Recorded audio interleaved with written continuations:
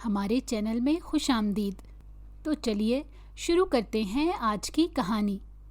میں چاہ کر بھی ان یادوں کو اپنے دل و دماغ سے نہیں مٹا سکتی، مگر وہ سب جب بھی مجھے یاد آتا ہے میرا سکون برباد ہو جاتا ہے۔ کاش میں اس رات کو اپنی زندگی سے مٹا سکتی تو شاید اس تکلیف سے محفوظ رہتی جس کی ذمہ دار بھی میں ہی تھی۔ آخر میرا قصور کیا تھا؟ میں نے تو اس پر اندھا اعتماد کیا تھا اور اس نے مجھے بدنامی کی دلدل میں دھکیل دیا، اور پھر میں نے جو قدم اٹھایا وہ کسی بھی لڑکی کو زیب نہیں دیتا۔ آج بھی میں سوچتی ہوں تو دل تڑپ اٹھتا ہے۔ میرا نام اقصیٰ ہے۔ میرا تعلق ایک مڈل کلاس گھر سے تھا۔ ہم شہر کے رہنے والے تھے۔ گھر میں اماں ابا کے علاوہ میرے 2 بھائی اور 2 بہنیں بھی رہتی تھیں۔ بہن بھائیوں میں سب سے چھوٹی میں تھی۔ بڑے بھائی کی شادی ہو چکی تھی اور ان کا ایک بیٹا بھی تھا جو 3 سال کا تھا۔ ہم سب ایک ہی گھر میں مل جل کر رہتے تھے۔ میرے ابا شادی سے پہلے گاؤں میں رہا کرتے تھے۔ ان کا تعلق ایک زمیندار گھرانے سے ہے، لیکن میری پیدائش سے پہلے ہی ابا پوری فیملی کو لے کر شہر میں شفٹ ہو گئے اور پھر واپس پلٹ کر گاؤں نہیں گئے تھے۔ میں نے جب ہوش سنبھالا تھا تو اپنے ددیال کو دیکھا تھا اور نہ ہی ننیال میں جایا کرتی تھی، کیونکہ ابا اور اماں ہمیں کہیں لے کر نہیں جاتے تھے۔ میں 7ویں کلاس میں تھی اور میری دونوں بہنیں میٹرک میں پڑھتی تھیں، جبکہ بھائی کالج جاتا تھا۔ شہر میں ابا کا اپنا چھوٹا سا کاروبار تھا، کپڑے کی ایک دکان تھی۔ بڑے بھائی ابا کے ساتھ اس دکان کو ہی سنبھالتے تھے۔ گھر ہمارا اپنا تھا اور اتنا بڑا تو تھا کہ وہ چھوٹے بھائی کی شادی کے بعد آرام سے اس گھر میں رہ سکتے تھے۔ ویسے بھی بیٹیاں تو پرایا دھن ہوتی ہیں۔ ہم تینوں اپنے اپنے گھروں کی ہو جاتی تو دونوں بھائیوں کے لیے یہ گھر کافی بڑا تھا۔ بظاہر تو ہمارے گھر میں سب کچھ نارمل تھا، لیکن جیسے جیسے میں بڑی ہو رہی تھی مجھے اپنی اماں کا رویہ اپنے ساتھ نارمل نہیں لگتا تھا، کیونکہ میں نے یہی محسوس کیا تھا کہ میری اماں میرے بھائیوں اور بہنوں کے ساتھ جیسی تھی میرے ساتھ بالکل بھی ویسی نہیں تھی۔ حالانکہ میں گھر میں سب سے چھوٹی تھی اور چھوٹے اکثر بہت لاڈلے ہوتے ہیں، مگر ہمارے گھر میں الٹا ہی سین تھا۔ مجھ سے زیادہ پیار تو اماں میری دونوں بہنوں کو کرتی تھیں، جبکہ میری بہنوں کا رویہ میرے ساتھ نارمل سا تھا۔ ان دونوں کی آپس میں اچھی دوستی تھی، مگر میرے ساتھ وہ ویسی نہیں تھی جیسے بڑی بہنوں کو ہونا چاہیے تھا۔ حالانکہ ہم بالکل ہم عمر بھی نہیں تھے، لیکن پہلے تو میں نے یہ سب کچھ محسوس نہیں کیا تھا، مگر جیسے جیسے عمر بڑھ رہی تھی میرے احساسات زیادہ گہرے ہو رہے تھے۔ اب میں بہت ساری ایسی چیزیں دیکھتی اور محسوس کرتی تھی۔ اماں اور میری بہنوں کے رویے میں مجھے واضح فرق محسوس ہوتا تھا۔ اماں اور بہنوں کے مقابلے میں دونوں بھائی میرے ساتھ بہت اچھے تھے۔ ابا بھی میرے مجھ سے بہت پیار کرتے تھے، بلکہ کبھی کبھی تو مجھے ایسے لگتا تھا جیسے وہی میری ماں ہیں اور وہی میرے باپ ہیں۔ مگر اماں کے اس روکھے رویے نے مجھے شروع ہی سے تھوڑا کم گو اور کمزور بنا دیا تھا۔ میں کھل کر اپنی کسی بات کا اظہار نہیں کر پاتی تھی۔ میری بہنیں اماں اور ابا سے ضد کر کے اپنی بات منوا لیا کرتی تھیں۔ خاص کر اماں کے سامنے تو وہ پوری طرح اپنی مرضی چلاتی تھیں، جبکہ میں نے کبھی کوئی فرمائش بھی نہیں کی تھی۔ اماں جو کپڑے میرے لیے لے آتی میں وہ پہن لیتی تھی، یہاں تک کہ کسی شادی بیاہ یا عید کے موقع پہ بھی وہ مجھے اپنے ساتھ بازار لے کر نہیں جاتی تھی۔ میں نے بھی کبھی اس بات پر اماں سے شکایت نہیں کی تھی۔ چھوٹے بھائی کی تعلیم مکمل ہوئی تو انہوں نے نوکری کی تلاش شروع کر دی، اور دوسری طرف اماں نے ان کے لیے دلہن تلاش کرنے کا کام شروع کر دیا۔ بڑے بھائی کی طرح اماں چھوٹے بھائی کے لیے بھی رشتہ اپنے خاندان میں ہی دیکھ رہی تھی۔ مجھے یہ بات بڑی عجیب لگی تھی کہ اماں اور ابا باقی سب سے ملتے تھے، مگر کبھی ددیال میں میرے دادا اور دادی کے گاؤں نہیں گئے تھے، اور اگر خاندان میں کوئی شادی ہوتی تو ابا اور اماں اکیلے جایا کرتے تھے۔ ہم بہن بھائیوں میں سے کبھی بھی کوئی ان کے ساتھ نہیں گیا تھا۔ مجھے یاد ہے کہ جب سے میں بڑی ہوئی تھی تب سے میں نے بس اپنی ایک خالہ اور ایک ماموں کو اپنے گھر میں آتے جاتے دیکھا تھا، مگر وہ بھی کوئی 1.5 سال بعد 1-2 دن کے لیے آتے تھے۔ پھر مجھے محسوس ہونے لگا کہ وہ لوگ بھی اماں کی طرح میرے ساتھ میرے باقی دونوں بہنوں کی نسبت تھوڑے روکھے انداز میں ملتے تھے۔ آہستہ آہستہ یہ ساری باتیں مجھے الجھا رہی تھی، مگر میرے پاس اپنی بات کو کسی کے سامنے رکھنے یا کوئی سوال پوچھنے کا کوئی بھی جواز نہیں تھا۔ میں جانتی تھی کہ اگر میں نے اماں ابا یا اپنی بہنوں سے اس بارے میں کچھ پوچھا تو ممکن ہے کہ انہیں برا لگے، اور میں نہیں چاہتی تھی کہ کوئی بھی مجھ سے ناراض ہو۔ اس لیے میں چپ چاپ ہر چیز کو محسوس کرنے کے باوجود اپنی زندگی میں آگے بڑھ رہی تھی۔ جب 8ویں میں پہنچی تو چھوٹے بھائی کی شادی کی تاریخ طے ہو گئی۔ ان کی شادی اماں کے میکے میں کسی لڑکی سے ہو رہی تھی۔ ان کا تعلق بھی ایک گاؤں سے تھا، جو مجھے لگا کہ شاید جب ہم بھائی کی بارات لے کر وہاں جائیں گے تو ہمارے ددیحال میں سے بھی کوئی ہمیں وہاں مل جائے گا، مگر ایسا ہونا تو دور کی بات تھی، کیونکہ اماں اور ابا بارات کے ساتھ ہم تینوں بہنوں کو لے کر ہی نہیں گئے تھے۔ یہاں پر بھی میرے پاس خاموش رہنے کے سوا کوئی چارہ نہیں تھا، کیونکہ میری دونوں بہنیں بھی بارات کے ساتھ نہیں گئی تھیں۔ پھر مجھے یقین ہو گیا کہ کوئی نہ کوئی ایسی بات ضرور ہے جو ہم سے چھپائی جا رہی ہے۔ بارات میں اماں ابا، بڑے بھائی اور بھابھی گئے تھے اور چھوٹے بھائی کی دلہن کو اپنے ساتھ بیاہ کر لے آئے۔ چھوٹی بھابھی بہت پیاری تھیں، وہ مجھے پہلی نظر میں ہی بہت اچھی لگیں۔ چونکہ وہ گاؤں کی رہنے والی تھیں، اس لیے زیادہ پڑھی لکھی بھی نہیں تھیں۔ مجھے سمجھ نہیں آ رہا تھا کہ بھائی کیسے کم پڑھی لکھی سے شادی کرنے کو تیار ہو گئے تھے، وہ بھی جو گاؤں میں رہتی تھی۔ پھر مجھے شادی کے دنوں میں ہی پتہ چلا کہ بھائی اس لڑکی کو پسند کرتے تھے، اسی لیے اماں اور ابا اس کا رشتہ لے کر گاؤں گئے تھے۔ اب بھائی نے اسے کہاں دیکھا تھا یا اس سے کہاں ملے تھے، اس کا جواب میرے پاس فی الحال نہیں تھا، لیکن چھوٹی بھابھی کے آنے کے بعد ایسا لگ رہا تھا جیسے گھر مکمل ہو گیا ہو۔ بڑی بھابھی بھی اچھی تھیں، لیکن وہ ہم سے زیادہ گھلتی ملتی نہیں تھیں۔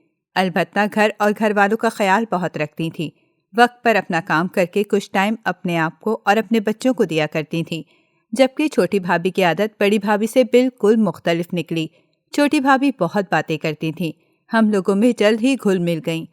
ایک دن باتیں کرتے کرتے میں نے چھوٹی بھابھی سے پوچھا کہ بھائی آپ سے کہاں ملے تھے؟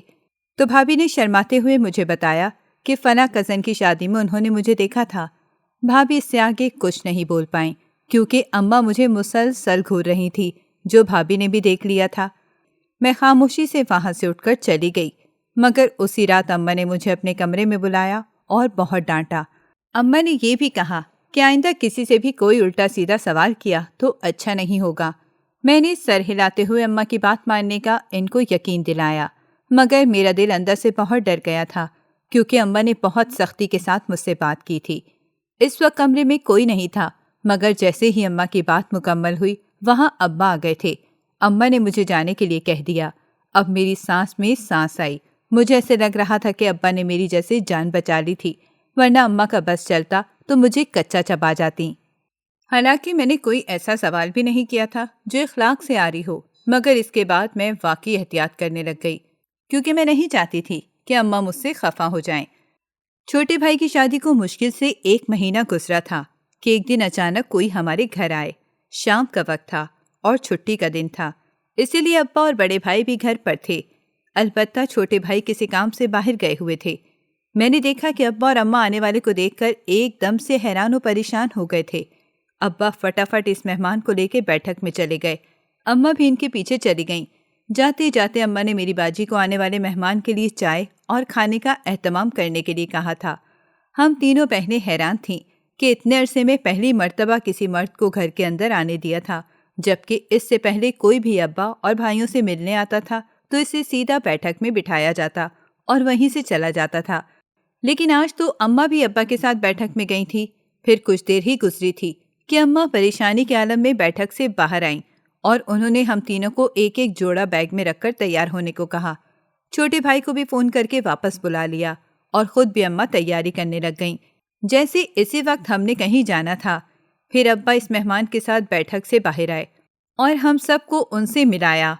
ابا کہہ رہے تھے کہ یہ تم لوگوں کے چاچا ہیں جو گاؤں سے ہمیں لینے آئے ہیں، کیونکہ دادا جان کی طبیعت بہت زیادہ خراب تھی اور وہ ہم سے ملنا چاہتے تھے۔ یہ سن کر ہم سب بہت حیران ہوئے، مگر میں دل ہی دل میں خوش ہو رہی تھی کہ اب اسی بہانے ہم لوگ دادا اور دادی سے ملنے جا رہے تھے۔ دونوں بھابھیوں کی موجودگی میں انہیں اکیلا گھر میں چھوڑ کر نہیں جایا جا سکتا تھا، اسی لیے وہ بھی ہمارے ساتھ جا رہی تھیں۔ چچا بڑی گاڑی میں آئے تھے، ہم سب اس میں بیٹھ کر گاؤں چلے گئے۔ تقریباً 3 سے 4 گھنٹے لگے تھے ہمیں گاؤں کی حویلی میں پہنچتے ہوئے۔ میں پہلی مرتبہ زندگی میں کسی حویلی کو دیکھ رہی تھی، اور وہ بھی میرے دادا کی حویلی تھی۔ سب لوگ بڑے پریشان اور خاموش تھے، کیونکہ دادا کی حالت واقعی بہت سیریس تھی۔ جب ہم لوگ حویلی کے اندر پہنچے تو سب نے ہمارا گرم جوشی سے استقبال کیا، مگر ہر آنکھ نم تھی۔ وہاں پر کافی سارے لوگ جمع تھے جن کا ہمیں معلوم ہی نہیں تھا کہ وہ کون ہیں۔ ایک ضعیف عورت بھی تھی، وہ یقیناً ہماری دادی تھی۔ پھر ہمیں دادا کے کمرے میں لے جایا گیا۔ وہ بستر پر پڑے ہماری راہ تک رہے تھے۔ ہمیں دیکھتے ہی اٹھ کر بیٹھنے کی کوشش کرنے لگے تو چچا نے فٹافٹ انہیں پکڑ کر بیڈ کی ٹیک سے بٹھا دیا۔ اس دن ابا اور دادا کی آنکھیں بھی نم تھیں۔ پھر اماں نے آگے ہو کر دادا سے سلام کر کے سر پر پیار لیا۔ اس کے بعد ابا نے میرے دونوں بھائی اور بہنوں سے دادا کو ملوایا۔ سب سے آخر میں انہوں نے مجھے دادا کے سامنے کیا اور کہا کہ یہ آپ کی سب سے چھوٹی پوتی ہے۔ دادا نے میری طرف غور سے دیکھا، میرے سر پر ہاتھ رکھا اور پیار بھی کیا اور اپنے پاس ہی بٹھایا۔ پھر انہوں نے میرا ہاتھ تھام لیا تھا اور میں بہت حیران ہوئی جب دادا نے ابا سے کہا، مجھے معاف کر دینا، میں نے تمہاری بیویوں کے ساتھ بہت زیادتی کی تھی، یہاں تک کہ تمہاری اولاد کو بھی ان کا حق نہیں دیا جو میرے باقی بچوں کی اولاد کو ملا، مگر اب میں ہر زیادتی کا ازالہ کرنا چاہتا ہوں، امید ہے کہ تم مجھے معاف کر دو گے۔ ابا نے فٹافٹ دادا کے ہاتھ چوم لیے اور کہنے لگے کہ جو ہو گیا اسے بھول جائیں، بس اب جلدی سے ٹھیک ہو جائیں، ہمیں اور کچھ نہیں چاہیے۔ اس وقت دادا نے ایک مرتبہ پھر میرے سر پر ہاتھ رکھا اور وہی الفاظ میرے سامنے بولے کہ بیٹا، اپنی ماں کی طرف سے تم مجھے معاف کر دینا۔ میں حیران و پریشان تھی کہ ابا کی 2 بیویاں کون تھیں؟ وہ دادا میری ماں کی طرف سے مجھ سے معافی کیوں مانگ رہے تھے جبکہ اماں تو سامنے ہی تھیں؟ میں نے پریشانی کے عالم میں اماں کی طرف دیکھا تو انہوں نے مجھے خاموش رہنے کا اشارہ کر دیا۔ پھر ہم سب نے وہیں دادا کے کمرے میں بیٹھ کر ہی چائے پی اور پھر باقی گھر والوں سے بھی ملاقات کی۔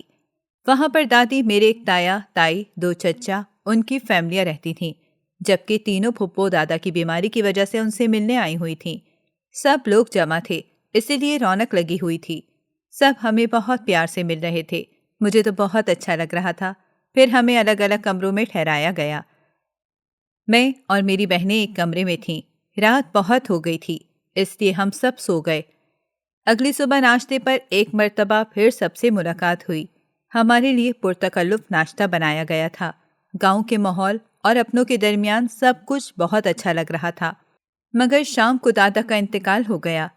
ہمیں بہت دکھ تھا کہ اتنے سالوں بعد ہم پہلی مرتبہ دادا سے ملے تھے، اپنے ددیال آئے تھے اور وہ ہمیں چھوڑ کر چلے گئے۔ ہم مزید 3 دن وہیں رکے۔ سویم کے بعد تایا نے دادا کی وصیت کے کاغذات سب کو پڑھ کر سنائے، جس میں ابو کو بھی ان کا حصہ ملا تھا۔ پھر ابا اگلی مرتبہ آنے کا کہہ کر ہم سب کو شہر واپس لے گئے۔ اب بہت سارے سوالات میرے اندر موجود تھے، کیونکہ ہم جتنے دن وہاں رہے تھے سب کے عجیب و غریب سوالات اور نظروں کا سامنا ہوتا رہا تھا، یہاں تک کہ دادا کی تعزیت پر آنے والی عورتیں بھی گھر والوں سے میرے بارے میں ضرور پوچھتی تھیں اور کہتی تھیں کہ چھوٹی بھابھی کی بیٹی کون سی ہے، تو پھپھو وغیرہ مجھے ان سے ملاتی تھیں۔ یہ تو مجھے پتہ چل گیا تھا کہ میری ماں کوئی اور تھی، مجھے اماں نے پالا تھا جو کہ میری سگی ماں نہیں تھیں۔ اب جو سوالات ہوش سنبھالنے سے اب تک دل و دماغ میں گردش کر رہے تھے، ان کا جواب تو مجھے مل چکا تھا کہ اماں میری سگی ماں نہیں تھیں، اسی لیے ان کا رویہ میرے ساتھ کچھ عجیب سا تھا۔ مگر میری سگی ماں کون تھی؟ اب وہ کہاں تھی؟ ان سوالوں کے جواب ملنا باقی تھے، مگر اب میں پہلے کی طرح خاموش نہیں رہ سکتی تھی۔ گھر پہنچنے کے بعد میں نوٹ کر رہی تھی کہ اماں جیسے مجھ سے نظریں نہیں ملا رہی تھی، اور ایسا ہی عالم ابا کا تھا۔ میں 2-3 دن بعد رات کے وقت ان کے کمرے میں گئی اور سیدھا سیدھا سوال میں نے ابا سے کر لیا کہ میں کون ہوں اور میری ماں کون تھی۔ میرے سوال پر اماں کچھ کہنے لگی تھیں، مگر ابا نے ان کو روک دیا۔ مجھے اپنے پاس بیٹھنے کا کہا تو میں بیٹھ گئی۔ پھر ابا کہنے لگے کہ تم میری بیٹی ہو اور تمہاری اماں کا انتقال ہو چکا ہے۔ یہ سن کر میری آنکھوں میں آنسو آ گئے۔ میں جاننا چاہتی تھی کہ کیا ہوا تھا اماں کو۔ پھر ابا کہنے لگے، جب میں گاؤں اپنے ماں باپ کے ساتھ رہتا تھا، میری منگنی اسی وقت میرے چچا کی بیٹی یعنی تمہاری دوسری ماں سے ہو گئی تھی، جو اس وقت تمہارے سامنے بیٹھی ہے۔ مگر میں شہر جا کر کچھ کام کرنا چاہتا تھا، کیونکہ مجھے گاؤں میں رہنا پسند نہیں تھا۔ کچھ خاص پڑھا لکھا تو نہیں تھا، اسی لیے میں نے تمہارے دادا سے کچھ پیسے مانگے تاکہ شہر میں جا کر اپنا کوئی کاروبار شروع کر سکوں۔ میرے ابا نے مجھے پیسے دیے اور یہاں پر دکان ڈالنے میں میری مدد بھی کی، کپڑے کا سارا مال بھی ڈلوا کر دیا، مگر ان کی شرط کے مطابق میں ہر 15 دن بعد گاؤں ضرور جاتا تھا، اور جب میری دکان کو 1 سال پورا ہوا تو ابا نے میری شادی کروا دی۔ پھر تو مجھے لازمی ہر 15 دن بعد وہاں جانا پڑتا تھا۔ میں شہر میں ایک فلیٹ میں رہتا تھا۔ میرا ارادہ تھا کہ اپنی بیوی کو بھی شہر لے آؤں گا اور یہیں پر گھر خرید لوں گا، مگر اب بھائی اس بات پر ہرگز راضی نہیں تھے۔ ایسے ہی وقت گزرتا گیا اور میرے 4 بچے پیدا ہو گئے جو اپنی ماں کے ساتھ وہیں گاؤں میں رہتے تھے، مگر یہاں شہر میں تمہاری اماں سے میری ملاقات ہوئی۔ ہم دونوں ایک دوسرے کو پسند کرنے لگ گئے تھے، لیکن میں اچھی طرح جانتا تھا کہ میرے گھر والے کبھی بھی میری شادی خاندان سے باہر نہیں ہونے دیں گے، مگر میں تمہاری ماں سے شادی کر کے اسے اپنا نام اور عزت دینا چاہتا تھا۔ اور جب میں نے ابا سے اس بارے میں بات کی تو حسب توقع انہوں نے صاف انکار کر دیا اور مجھے گاؤں واپس آنے کا حکم دے دیا، مگر میں تمہاری ماں کو زبان دے چکا تھا۔ میں نے شہر میں اس سے نکاح کر کے ایک گھر لے لیا تھا، مگر وہ کرائے کا گھر تھا۔ اب میں پہلے کی طرح ہر 15 دن بعد ہی گاؤں جاتا تھا، مگر میں نے اپنی شادی کے بارے میں کسی کو بتایا نہیں۔ ایسے ہی 1 سال گزر گیا، میری دکان کو بھی 2 سال پورے ہو گئے تھے، اور میں نے جو کچھ کمایا تھا اس سے میں نے یہ گھر خریدا اور تمہاری ماں کو یہاں شفٹ کر دیا۔ مگر پتہ نہیں کیسے یہ بات میرے گھر والوں کو پتہ چل گئی، اور پھر ایک قیامت آ گئی۔ ابا نے مجھے گاؤں بلا لیا، مگر وہ میری دوسری بیوی کو قبول کرنے کے لیے ہرگز تیار نہیں ہو رہے تھے، بلکہ انہوں نے یہ ضد لگا لی کہ میں اپنی پہلی بیوی اور بچوں کو چھوڑ کر ان سے مکمل طور پر لا تعلق ہو جاؤں تو میں شہر جا سکتا ہوں، ورنہ مجھے اپنی دوسری بیوی کو طلاق دینی ہوگی اور وہیں گاؤں میں رہ کر اپنے بچوں اور بیوی کو پالنا ہوگا۔ ابا کے اس فیصلے نے مجھے بہت مشکل میں ڈال دیا، لیکن اس وقت میری پہلی بیوی نے میرا پورا ساتھ دیا اور وہ سب کچھ چھوڑ چھاڑ کر میرے ساتھ شہر آ گئی، جس کی وجہ سے سب نے ہم سے رشتہ توڑ لیا۔ یہاں آنے کے کچھ مہینے بعد تمہاری پیدائش ہوئی اور تمہاری ماں دنیا سے رخصت ہو گئی۔ تمہیں تمہاری بڑی ماں نے ہی پالا ہے، اور میں یہ بھی جانتا ہوں کہ یہ حقیقت میں تمہیں اپنا نہیں سکی، کیونکہ خاندان سے الگ ہو جانے کا دکھ تو اسے بھی تھا۔ اب سب کچھ تمہارے سامنے ہے، ہم نے یہ سب تم سے اس لیے چھپایا تھا کہ تمہارے دل میں کوئی ایسی ویسی بات نہ آئے۔ یہ کہہ کر ابا خاموش ہو گئے۔ میں نے اماں کی طرف دیکھا تو وہ چپ چاپ بیٹھی ہوئی تھیں۔ تھوڑی دیر میں وہاں بیٹھی ہوئی اور پھر اٹھ کر اپنے کمرے میں چلی گئی۔ ساری حقیقت جان لینے کے بعد تو مجھے اپنا آپ اس گھر میں اور بھی پرایا لگنے لگ گیا تھا، مگر حقیقت یہی تھی کہ یہ میرا ہی گھر تھا اور مجھے یہیں رہنا تھا۔ کچھ دن ایسے ہی گزر گئے۔ اماں کا رویہ پہلے جیسا ہی تھا، ان کے رویے میں کوئی تبدیلی نہیں آئی تھی، جبکہ مجھے ڈر لگ رہا تھا کہ اب وہ کھل کر میرے سامنے فرق کریں گے، کیونکہ اب تو میں سب کچھ جان چکی تھی، مگر ایسا کچھ نہیں ہوا۔ پھر تھوڑے دن گزرے اور گزرے تو باجی کی شادی کی تیاریاں شروع ہو گئیں۔ دادی کی خواہش پر تایا نے باجی کا رشتہ اپنے بیٹے کے لیے مانگا تھا، تو ساتھ ہی چچا میری چھوٹی باجی کا رشتہ مانگنے لگ گئے اور ایک ساتھ ہی شادی کرنا چاہتے تھے۔ ابا اور اماں نے سوچا کہ اتنے سال بعد وہ ہم سے ملنے لگے ہیں، اس لیے انہوں نے انکار نہیں کیا اور میری دونوں بہنوں کی شادیاں وہاں کر کے انہیں رخصت کر دیا۔ اس طرح ایک ٹوٹا ہوا خاندان دوبارہ سے جڑ گیا تھا۔ اماں بہت خوش تھیں، کیونکہ اماں کو سب سے زیادہ فکر تو بیٹیوں کی لگی رہتی تھی، اور اس کی وجہ یہی تھی کہ ہمارے خاندان میں برادری اور خاندان سے باہر شادی کرنے کو ایک جرم سمجھا جاتا تھا، حالانکہ ہمارا مذہب اس بات کو اہمیت نہیں دیتا۔ دونوں بہنوں کی شادی کے بعد اب گھر میں بھابھیوں کے ساتھ میں ایک ہی نند رہتی تھی۔ بھابھیوں کا رویہ تو میرے ساتھ بالکل نارمل تھا، کیونکہ وہ اس حقیقت سے انجان تھیں، حالانکہ وہ دادا کی وفات پر ہمارے ساتھ ہی وہاں گئی تھیں، مگر پوری کہانی کا تو انہیں معلوم نہیں تھا۔ وہ بس اتنا جانتی تھیں کہ ابا نے 2 شادیاں کی تھیں اور میں ان کی دوسری بیوی کی بیٹی ہوں۔ میں کالج میں پڑھتی تھی۔ اماں تو میرے باپ کی دونوں بہنوں کی طرح مجھے میٹرک کے بعد اسکول سے ہٹانا چاہتی تھی، مگر میں نے زندگی میں پہلی بار ابا سے کچھ مانگا تھا، اسی لیے ابا نے مجھے آگے پڑھائی جاری رکھنے کی اجازت دے دی۔ میں جس کالج میں جاتی تھی وہ صرف لڑکیوں کا کالج تھا، مگر اس کے پیچھے ہی لڑکوں کا کالج بھی تھا، اور ہمارے کالج کی عقبی دیوار لڑکوں کے کالج سے ملی ہوئی تھی۔ وہاں پر بہت سارے محبت کے قصے چل رہے تھے۔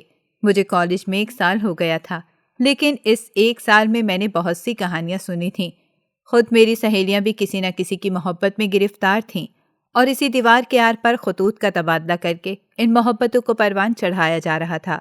کچھ لوگ فون نمبر ایکسچینج کر کے اس پر بات چیت کرنے لگ جاتے تھے، اور کچھ میرے جیسی لڑکیاں جن کے پاس فون نہیں تھا وہ خط کے ذریعے اپنا ٹائم پاس کر رہی تھیں۔ میں اپنی سہیلیوں سے آئے دن ان کی محبت کے قصے سنتی رہتی تھی۔ پتہ نہیں کیوں میرے اندر بھی کوئی ایسا جذبہ سر اٹھا رہا تھا، اور پھر ایسا ہوا کہ اپنی دوست کے خط دینے کے لیے میں بھی وہاں گئی، کیونکہ اس دن میری سہیلی کالج نہیں آئی تھی۔ اس کے بعد 3-4 مرتبہ ایسے ہوا تو ایک دن ایک خط کے بجائے 2 خط مجھے تھما دیے گئے۔ ایک خط پر میری دوست کا نام اور دوسرے پر میرا نام لکھا ہوا تھا۔ میں حیران رہ گئی کہ کسی کو میرا نام کیسے معلوم ہو سکتا ہے۔ میں نے ڈرتے ڈرتے وہ خط کھولا تو میری حیرت کی انتہا نہ رہی، کیونکہ وہ خط تو واقعی میرے لیے لکھا گیا تھا، اور لکھنے والے نے اس میں بہت کچھ لکھا تھا۔ وہ تو میرے بارے میں کافی کچھ جانتا بھی تھا، اور اس خط میں یہ بھی لکھا ہوا تھا کہ وہ مجھے پسند کرتا ہے۔ اس کا نام عمیر تھا۔ میں حیران و پریشان سی کھڑی تھی، اور مجھے سمجھ نہیں آ رہا تھا کہ اب میں اس خط کا کیا کروں۔ میں اسے پھاڑنا نہیں چاہتی تھی کیونکہ میں اسے اپنی دوست کو دکھانا چاہتی تھی اور میں اسے گھر بھی نہیں لے جا سکتی تھی۔ اسی لیے میں نے وہ خط کالج میں ایک جگہ پر چھپا دیا اور دوسرے دن جب میری دوست کالج آئی تو اسے نکال کر پڑھایا۔ وہ بہت ہنسنے لگ گئی۔ پھر اس نے مجھے بتایا کہ جس سے وہ محبت کرتی ہے عمیر اس کا بہت اچھا دوست ہے اور اس نے اکثر تمہیں میرے ساتھ یہاں کالج سے باہر بھی آتے جاتے دیکھا ہے، اور اگر تم اسے اچھی لگ گئی ہو تو اس میں اتنا کنفیوز ہونے کی کیا بات ہے؟ بلکہ تمہیں تو خوش ہونا چاہیے کہ کوئی تم سے اتنی محبت کرتا ہے۔ سوچو، ابھی تو تم اس کی زندگی میں نہیں، جب تم اس کی زندگی میں شامل ہو جاؤ گی تو کتنی زیادہ قدر کرے گا تمہاری۔ اپنی سہیلی کی یہ باتیں سن کر میرا دل بھی اس طرف مائل ہو گیا اور میں نہ چاہتے ہوئے بھی عمیر کے بارے میں سوچنے لگ گئی۔ پھر کچھ دن بعد مجھے ایک اور خط اپنے دوست کے ذریعے ہی ملا۔ اس میں وہ میرا فون نمبر مانگ رہا تھا، مگر میرے پاس تو فون تھا ہی نہیں۔ میں نے اس خط کو بھی نظر انداز کر دیا، مگر اس کے بعد جب تیسرا خط مجھے ملا تو میں جواب دینے پر مجبور ہو گئی۔ اس میں عمیر نے مجھ سے محبت کا کھلا اظہار کیا ہوا تھا، مجھ سے شادی کرنے کا خواہش مند تھا۔ میں نے اسے جواب لکھا تو اس نے اپنے بارے میں مجھے مکمل تفصیل لکھ کر بھیجی تھی۔ وہ اسی شہر میں ایک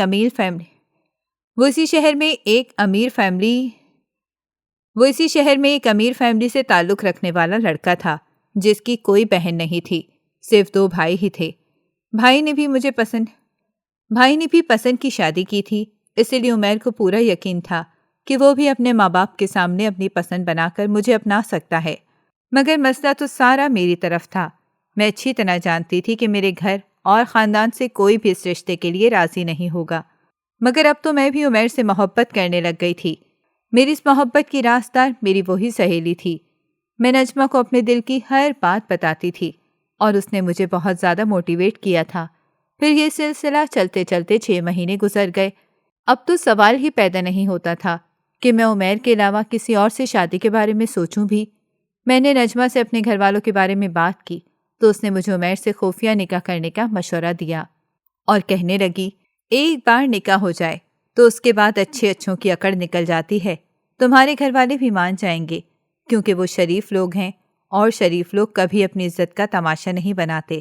پتہ نہیں کیوں میں اس کی باتوں میں آ گئی اور میں نے عمیر سے نکاح کرنے کا فیصلہ کر لیا۔ میں اتنی بے وقوف تھی کہ میں نے عمیر سے یہ بھی نہیں کہا کہ اگر میرے گھر والے نہیں مانیں گے تو کم از کم مجھے اپنے گھر والوں سے تو ملا دو، اور نہ یہ بات نجمہ نے مجھ سے کی تھی۔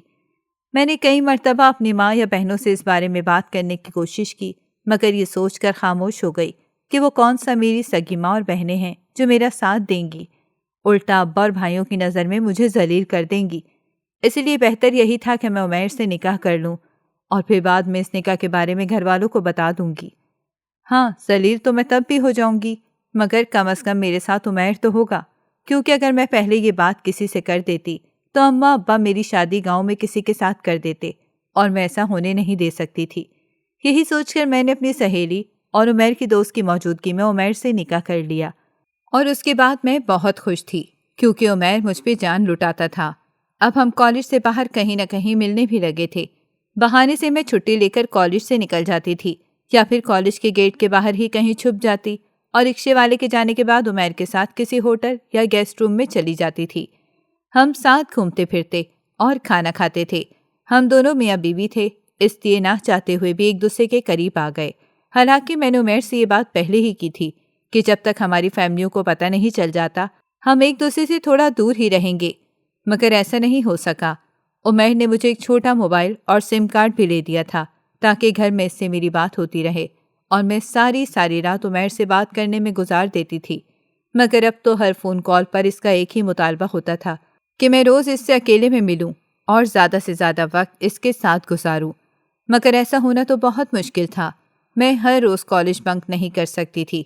ایسا کرنے سے پہلے ہی میری پڑھائی پر بہت اثر پڑتا جا رہا تھا، مگر عمیر کی ضد بھی بڑھتی جا رہی تھی۔ آخر مجھے اس کی ضد ماننی پڑی اور روزانہ میں کالج کے بہانے اس کے ساتھ جانے لگ گئی۔ اب کالج کا سارا وقت عمیر کے ساتھ ہی گزرتا تھا۔ ایسے ہی 1 مہینہ پورا ہو گیا۔ اس 1 مہینے میں پتہ نہیں کتنی مرتبہ میں نے عمیر سے کہا تھا کہ وہ اپنے گھر والوں کو بتا دے اور مجھے ان سے ملوائے، اور پھر میں اپنے گھر والوں کو بھی حقیقت بتانا چاہتی تھی کیونکہ میں اچھی طرح جانتی تھی کہ جیسے ہی میرا انٹر مکمل ہوگا اماں اور ابا میری شادی کہیں نہ کہیں کر دیں گے۔ مگر عمیر کو میری باتوں کا بالکل بھی اثر نہیں ہوتا تھا۔ وہ تو پتہ نہیں کس دنیا میں جی رہا تھا۔ جب میں نے شادی کو ظاہر کرنے کی بات پر زیادہ زور دینا شروع کر دیا تو وہ بات بات پر مجھ سے چڑھنے لگ گیا، اور اب وہ میری باتوں پر غصہ کرتا اور چلاتا بھی تھا۔ اور پھر اس نے مجھ سے ملنا بند کر دیا، یہاں تک کہ میرا فون بھی نہیں اٹھاتا تھا۔ میں بہت پریشان رہنے لگ گئی تھی۔ نکاح کو 1.5 مہینہ ہو چکا تھا اور اب عمیر مجھ سے ملنا تقریباً چھوڑ چکا تھا۔ میں نے اس بات کا ذکر نجمہ سے کیا تو وہ انجان بن گئی، اور پھر ایسا وقت آیا کہ میں عمیر کو فون کرتی رہتی، مگر عمیر کا نمبر مسلسل بند آتا تھا اور وہ مجھ سے بالکل بھی نہیں مل رہا تھا، اور نہ ہی وہ کالج کی دیوار کے پاس آتا تھا اور نہ ہی کہیں باہر مجھے نظر آتا تھا۔ میرا دل بے حد پریشان رہنے لگ گیا تھا۔ پھر ایک دن مجھ پر قیامت ٹوٹی جب نجمہ کے ہاتھ عمیر نے مجھے طلاق نامہ بھیج دیا۔ تو کیا وہ میرے ساتھ صرف ٹائم پاس کر رہا تھا؟ جب اس کا دل بھر گیا تو اس نے طلاق جیسا داغ میرے دامن پر لگا دیا تھا۔ میں نجمہ کے گلے مل کر بہت روئی، مگر وہ مکمل طور پر انجان بننے کا دعویٰ کر رہی تھی۔ اسے کچھ معلوم ہی نہیں تھا کہ میرے ساتھ ایسا کیوں ہوا، حالانکہ اس کا ابھی تک اس لڑکے سے رابطہ تھا جو عمیر کا دوست تھا، مگر اب تو کسی بات کا کوئی فائدہ ہی نہیں تھا۔ پھر میں نے پتہ نہیں کیسے اپنے آپ کو سنبھالا، کیونکہ یہ بات میں کسی کو بتا نہیں سکتی تھی، اور شکر ادا کرتی تھی کہ میرے گھر والوں کو اس بارے میں پتہ نہیں چلا تھا۔ مگر اب میں عدت میں تھی اور روز کالج جاتی تھی۔ پھر ایک دن کالج میں میری طبیعت بہت خراب ہوئی تو نجمہ چھٹی لے کر مجھے ڈاکٹر کے پاس لے گئی۔ وہاں پر مجھے پتہ چلا کہ میں ماں بننے والی ہوں۔ میرے پیروں کے نیچے سے زمین ہی نکل گئی کہ اب میں کیا کروں گی، کیونکہ نہ تو اب عمیر میرے ساتھ تھا اور نہ ہی کوئی اور میرے ساتھ تھا جو میں اس سے کہتی کہ گواہی دے سکے۔ صرف وہ طلاق نامہ ہی تھا جسے میں نے نجمہ کے پاس رکھوایا ہوا تھا۔ میں ڈاکٹر کے پاس سے سیدھا نجمہ کے ساتھ اس کے گھر چلی گئی۔ نجمہ نے مجھے اس بچے سے جان چھڑانے کا مشورہ دیا تو مجھے احساس ہوا کہ اگر میں نے ایسا کیا تو یہ گناہ ہوگا، مگر میں مجبور تھی۔ پھر میں روتی دھوتی گھر آ گئی، لیکن گھر میں ایک اور قیامت میری منتظر تھی۔ اماں غسل خانے میں نہاتے ہوئے گر گئی تھیں، جس کی وجہ سے اماں کی ٹانگ کی ہڈی ٹوٹ گئی۔ اسی وقت بھائی اماں کو ہاسپٹل لے کر جا رہے تھے۔ میں نے بھی فوراً اپنا بیگ رکھا اور اماں کے ساتھ چلی گئی۔ وہاں پر فوری طور پر اماں کا آپریشن ہوا۔ ڈاکٹر نے اماں کی ٹانگ میں پلیٹیں ڈال دی تھیں، لیکن انہیں 30 دن کا بیڈ ریسٹ بتایا تھا۔ اب مجھے بس اپنی اماں کا خیال رکھنا تھا۔ میں اپنے آپ کو بھول گئی تھی، اور یہ بھی کہ میں کس کنڈیشن میں ہوں۔ میں دن رات اماں کی خدمت میں لگ گئی اور ان کا ہر کام اپنے ہاتھ سے کرتی تھی، اور سوتی بھی ان کے کمرے میں ہی تھی۔ ایک دن میری ماں کا چیک اپ کروانے ان کے ساتھ ہاسپٹل گئی تو وہاں مجھے میری وہی ڈاکٹر مل گئی جس کے پاس مجھے نجمہ لے کر گئی تھی۔ میں ان کے کمرے میں گئی اور جا کر ان سے اپنے بارے میں پوچھا تو انہوں نے مجھے پہچاننے سے انکار کر دیا۔ انہوں نے کہا کہ میں نے آپ کا چیک اپ ضرور کیا تھا، مگر کوئی رپورٹ بنا کر نہیں دی تھی، آپ کو ضرور کوئی غلط فہمی ہوئی۔ میں حیران ہو گئی۔ پھر میں نے انہیں ساری بات بتائی تو انہوں نے اسی وقت میرا چیک اپ دوبارہ کیا، اور تب مجھے پتہ چلا کہ نجمہ جھوٹ بول رہی تھی، یا شاید اس کی کوئی سازش تھی۔ میں جسے دوست سمجھ رہی تھی، در حقیقت وہی میری دشمن تھی۔ میرا دل اور بھروسہ تو ٹوٹ گیا تھا، مگر مجھے یہ تسلی ہو گئی کہ میں امید سے نہیں ہوں۔ پھر میں اماں کے چکر میں ان کے پاس سے گھر جانے کے لیے ہاسپٹل سے نکلی۔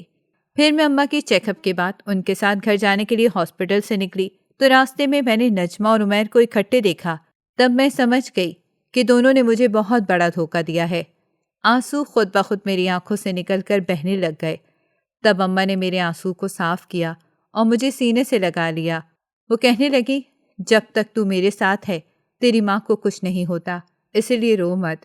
سن کر مجھے اماں پر بے اختیار پیار آیا، جو اتنے سالوں میں مجھے سینے سے لگا نہ سکیں۔ وہ آج اپنے لیے مجھے تسلی دے رہی تھیں۔ میں نے بھی اماں کو پیار کیا اور ان سے کہا، میں ہمیشہ آپ کے ساتھ ہوں، اور پھر اماں کے سینے میں چھپ گئی۔ اسی وقت مجھے لگ رہا تھا کہ ماں کی خدمت کی وجہ سے شاید میرا پردہ رہ گیا تھا، ورنہ پتہ نہیں میرے ساتھ کیا ہوتا۔ پھر کچھ مہینوں بعد جب اماں چھڑی کی مدد سے چلنے پھرنے لگ گئیں تو میرا رشتہ چھوٹے چچا کے بیٹے سے طے ہو گیا، جو شہر میں رہتا تھا اور ڈاکٹری کر رہا تھا۔ میں خوش اور مطمئن تھی، کیونکہ اماں اور ابا کا پیار اب مکمل طور پر میرے ساتھ تھا۔ اگر آپ کو ہماری کہانی پسند آئی ہو تو ہمارے چینل کو لائک کریں اور سبسکرائب کر دیں۔ بیل نوٹیفیکیشن کو بھی آن کر دیں تاکہ ہماری آنے والی ہر مزیدار کہانی آپ کو وقت پر ملتی رہے۔